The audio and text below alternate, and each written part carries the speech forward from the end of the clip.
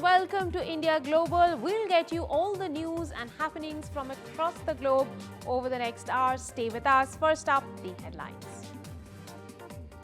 Arshdeep Singh Nijjar's aide and designated Khalistani terrorist Arsh Dalla arrested in Canada. Court to hear his bail plea tomorrow.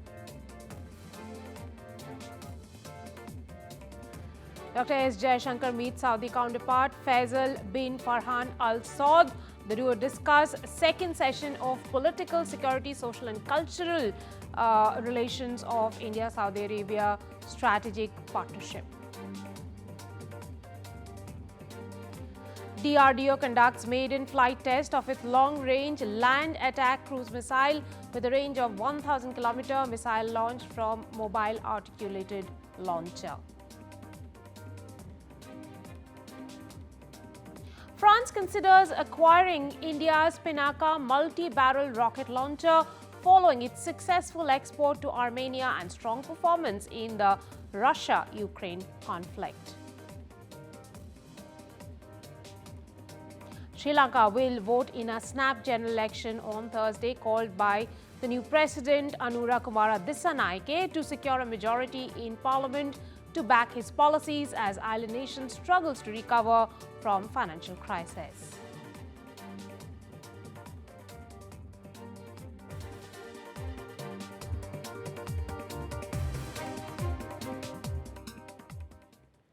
The Canadian police have arrested designated Khalistani terrorist Arshdeep Singh Gill, alias Arsh Dalla, who has been under investigation in over 70 criminal cases for a shooting that took place in Milton town last month. His bail application is up for hearing on Thursday, according to Ontario court records. Dalla, a close operative of deceased KTF chief and Khalistani terrorist Arshdeep Singh Nijjar, is wanted by various investigating agencies such as the NIA, the Punjab police, in criminal cases ranging from terrorism to extortion. My colleague Mohammed Ghazali brings us more. Ghazali, tell us, how important is it for India to have the custody of Arsh Dalla now? See, Rika, for the clarity of our viewers, India had obtained a red corner notice last year against Dalla. He was designated as a terrorist in January 2022, 2 years ago. And despite obtaining a red corner notice against him, the Canadian authorities have not shared any details, though the red corner notice mandates that countries will share details about any designated or somebody who is wanted in one country or the other. But in this particular case, though the Indian authorities through their sources have confirmed that the person who have been arrested by the Canadian police in the shooting case in Milton town is Arshdeep Singh Dalla, who is wanted here by Punjab police, by the NIA, and he faces more than 70 cases by Punjab police of extortion, killing or abetting killings here, or sort of sending men, recruiting people in India to carry out organized terror crimes. But Canadian authorities are tight-lipped about the identity of the person who has been arrested. They have not confirmed to any requests whether the arrested person is Arshdeep Dalla or not. Now, how he is important, because he is an aide of Arshdeep Singh Nijjar, the person who was killed last year and whose killing has already created a storm between the relations of India and Canada. And now after his killing, Arshdeep Singh Dalla was a person who was terrorizing the other community in India by making extortion calls, not just in Punjab, but in other states as well. Now, since he has been arrested as confirmed by Indian authorities, all eyes will be on the charges which will be framed against him, because he is perhaps charged for a shooting incident. But his name has cropped up not only in crimes in India, but back in Canada as well. We'll have to see that whether the Canadian police and the administration there walks the talk, presses stringent charges against Mr. Dalla, and whether they also share details with the Indian authorities here, because already a red corner notice has been issued against him. Right. Thank you very much, Ghazali, for bringing us all those details. Now, in a major development for India's internet and telecom industry, Elon Musk's Starlink is set to make its debut, potentially transforming internet access for millions in India. Union Communication Minister Jyotiraditya Scindia has said that Starlink is likely to acquire a license to operate in India soon. Musk will be taking on other industry giants, including state-run BSNL, in the race to offer ultra high-speed connectivity to Indian consumers. Let's talk about the impact of it and Starlink's coming to India with Sumesh Srivastav, who's a telecom policy expert. He is with the Quantum Hub as well. Sumesh, how could Starlink's entry impact India's broadband market, especially with current low internet cost plans by private carriers like Jio and Airtel? So a very good evening. Thanks for having me here. So just to answer that question, so what Starlink would actually do is it will create a new dimension in India's broadband market, right? So I don't see it currently directly competing with our Jio and Airtel in the broadband market because unlike traditional broadband provided, which relies on, let's say, your fiber optics and your cellular networks, Starlink is using satellites, right, to deliver internet connectivity. Now, this is something which can offer high-speed internet in areas where you can't lay down physical infrastructure. So while Jio and Airtel and all other players actually dominate the market with low-cost plans, that's primarily in your urban and semi-urban areas. So I think the use case for Starlink would be two. One is it would provide connectivity in the underserved areas, areas where the other networks aren't going. And the other thing where I see them going is in niche segments where your internet speed, reliability outweighs your cost considerations. Right. So I think instead of impacting the plans offered by Jio and Airtel in the broadband market, this will create a niche in the market that currently does not exist. And could Starlink's satellite internet services improve connectivity in rural and remote areas? Also, what economic impact would this really have? So absolutely, like Starlink has the potential to revolutionize internet access in India's rural and remote areas. So what we've had in India's internet journey over the last 10, 15 years is we've really come of a really long way in terms of internet access in India. But we still have a large amount of the population that is not connected or doesn't have high quality internet access. And this is basically due to the high costs and logistical challenges in certain areas where you can't establish the physical infrastructure. Right. And satellite internet will bypass all of this. It'll provide high-speed connectivity directly from space. So that's like obviously the first part where it will definitely has the potential to improve connectivity. Now the second thing that you asked, see once we get internet access, like even if I remember the first time I accessed the internet, or if you remember it, it has a magical effect, right? Right. And It in does. today's day and age, internet is like a utility. Like you have your water and electricity, you need to have access on them or to the internet. So it will enable digital education, telemedicine, e-commerce, access to government services. It overall will increase the quality of life for people who are currently disconnected. And yeah, it will open up a lot of economic opportunities, remote work, participation in the global digital economy. It will help local businesses learn more and more about what's happening. It can potentially help farmers learn about uh, modern agricultural practices. And Got it. overall, it will really help to reduce your urban rural divide. And as they say, data is new oil. But Yes, exactly. but what really are the challenges that you foresee Starlink might have? So, I mean, like you mentioned, in India, in terms of internet access and actually the cost of internet access in a way, if we compare with what's happening globally, especially when you talk about mobile internet, we are really spoiled in terms of we have some of the lowest data tariffs globally. So, I would say the primary challenge would be the pricing strategy because, and you know, everyone says this, India is a very price sensitive market. We saw that recently as well when Jio and Airtel increased their prices by a bit, a lot of subscribers then moved away to BSNL. And the cost of satellite internet equipment, like your user terminals and your dishes, like the initial setup cost, is high. And while we don't know what the monthly subscription figures are going to be, I would say that it is going to be definitely higher than what your Jio and Airtel are providing. Okay. So I think the main challenge would be first figuring out a pricing strategy, and maybe the other thing will be trying to find the niche in the market. Also, one of the biggest Yeah. areas of concern is data security. How would Starlink really pass that test? So, I mean, I would say to that, one thing is that, and this I've read in media reports and on the NDTV website as well, that Starlink is in the process of complying with all the security and data localization requirements. So I currently, it seems that the requirements that we have do not seem to be a challenge for them to comply with. They seem to be open to complying with the same, and that's also something the minister has talked about recently. The second point I would like to make is that when we're talking about, let's say, policy or regulation, currently we are in a journey where India's telecom regulation framework itself is in the process of being overhauled.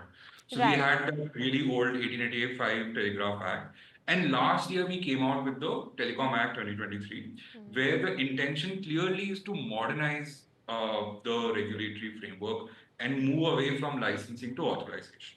So once we make that move, once we get a clearer framework from the government on how that's going to look like, then maybe some of these security conditions and some of these data conditions might not look the same as they look right now. Right. And I Right. think the other effect this might have for our regulators and our policy is that to look at how do you accommodate emerging technologies which are maybe not restricted by geographical boundaries Got it. while continuing to safeguard our national and security interests. So that's one Interesting. trend Yeah. that I think is going to emerge. But otherwise, I think given our current framework, they seem to be okay with compliance.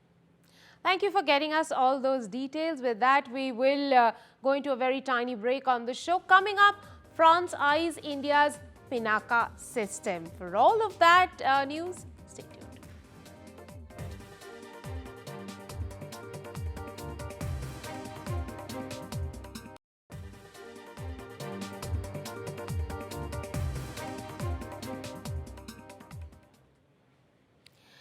Now, New Delhi's Make in India defense production push is gaining momentum. In the latest, France is evaluating DRDO's Pinaka multi-barrel rocket launcher system to bolster its defenses. It is considered at par with America's HIMARS system and, more importantly, has been India's first major defense expert. My colleague Arjun Samar Mahendran tells you all that you need to know about the Pinaka system. Take a look.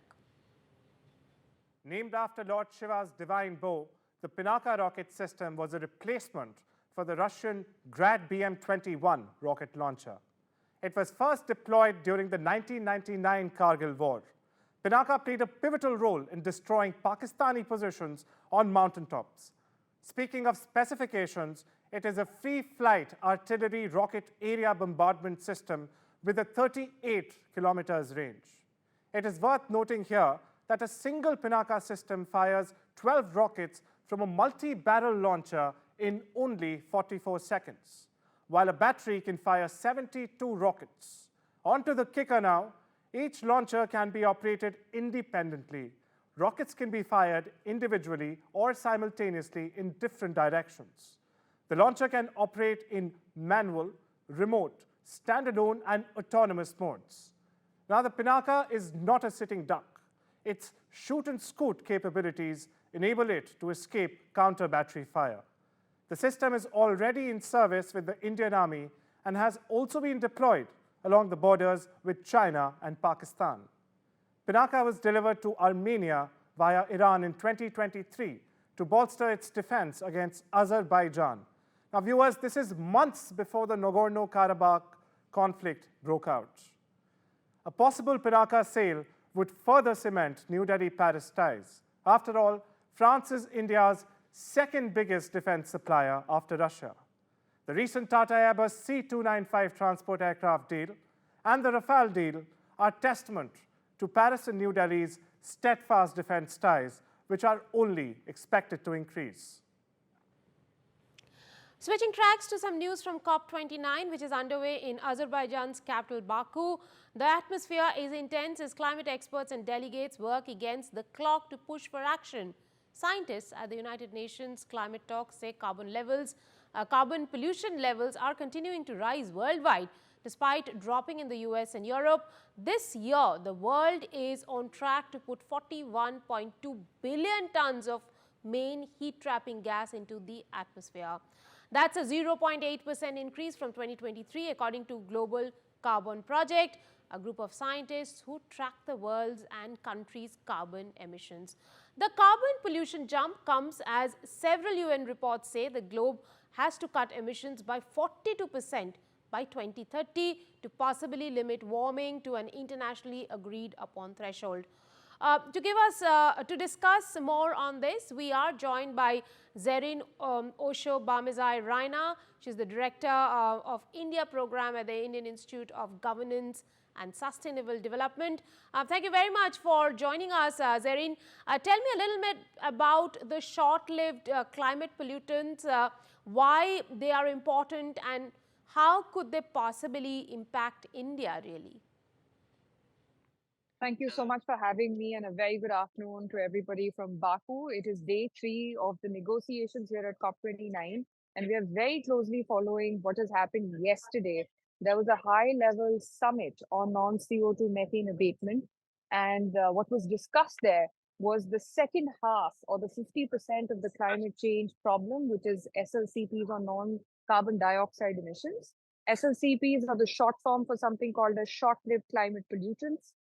They are different from carbon dioxide because, unlike CO2, they do not last in the atmosphere for those lifetimes. Carbon dioxide remains in the atmosphere for about 100 plus years, whereas short-lived climate pollutants have lifetimes of anywhere between a couple of weeks to 20 years.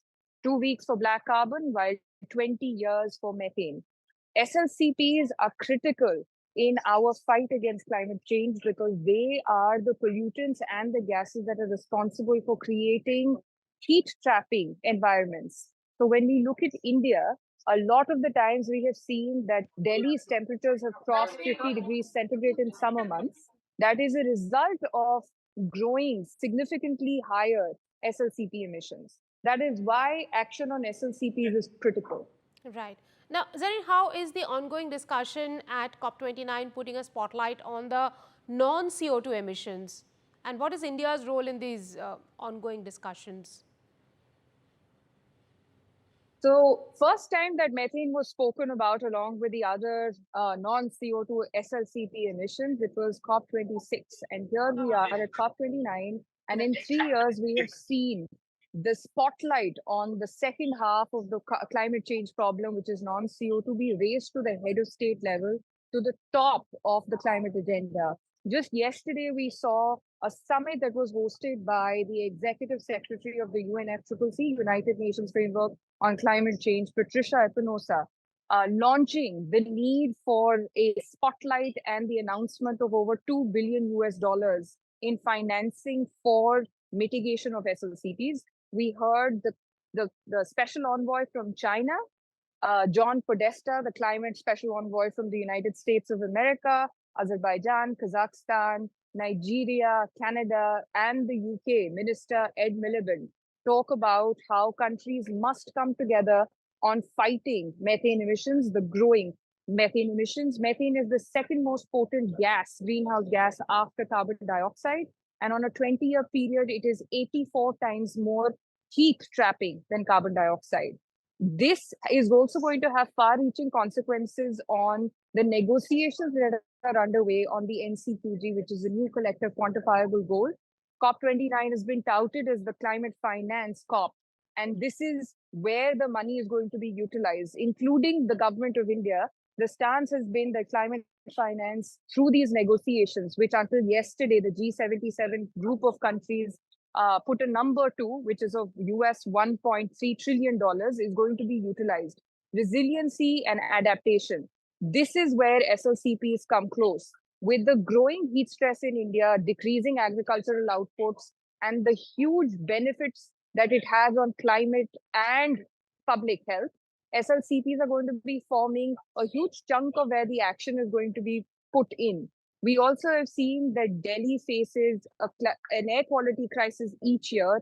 And every year there are measures put out by the government and nothing really conclusive happens on it.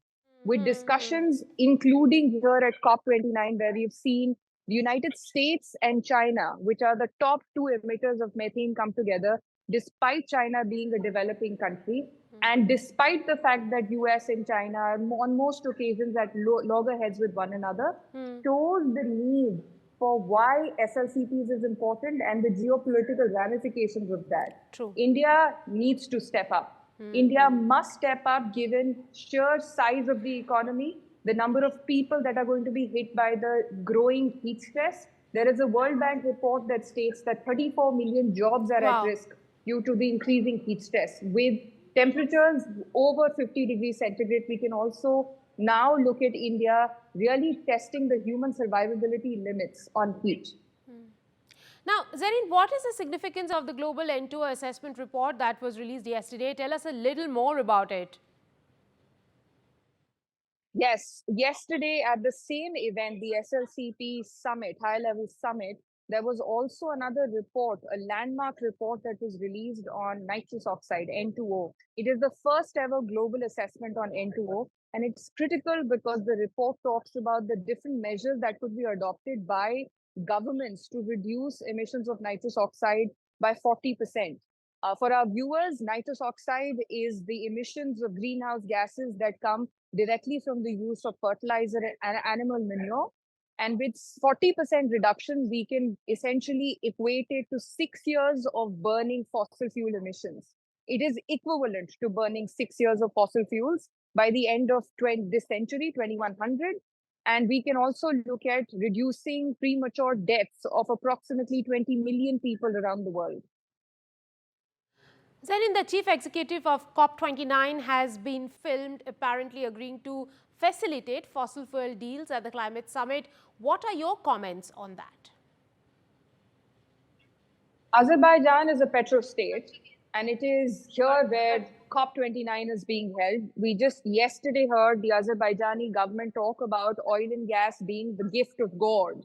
It is true that the Azerbaijani government makes a lot of its economy is based on oil and gas. So it is not a surprise that we have heard COP29 presidency talk about striking oil and gas deals. A similar story had come out of the meetings preceding the COP28 in UAE. Thank you very much, Zareen, for getting us all those details. Now, switching tracks to another news now.